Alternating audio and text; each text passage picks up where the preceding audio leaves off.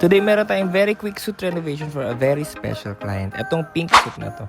Bago ang lahat, ito ang peg na gagawin dito sa suit na to. Yung kulay pink na balabal na yan yung ilalagay natin sa suit. At isusuot to sa wedding. Kaya napaka-special na itong ginagawa. At ingat na ingat ako dahil kinakabahan ako baka. Dahil ayoko masira itong suit nila. So dyan, pinipin ko muna kung paano may itsura ng draping ng suit para malaman natin kung okay ba. At ayan siya sa likod. Medyo okay naman. Maayos naman siya. At nagagawa naman natin yung pagdidrape ng tela ng maayos. Pero eventually, na-discover ko na magkaka-issue tong telang to. Day 3. So we have a dilemma sa suit dahil mas mabigat pa yung tela ng balabal kaysa sa mismong suit. So, wala akong mag-isip ng ibang way kasi hindi talaga mag-work yung may belt. Parang mag-work lang kapag manipis yung tela.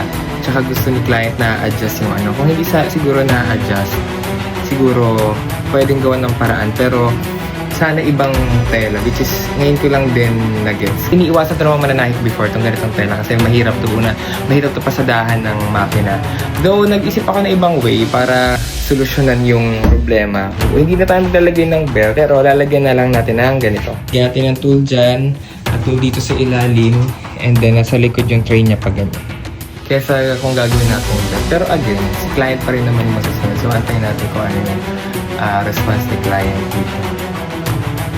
12 seconds later. Thank you, Lord. So, pumayag na si client at itutuloy na natin to. So, i-fix lang natin to. Tsaka yung dito sa gilid, pati itong train. And then, okay na siya for delivery.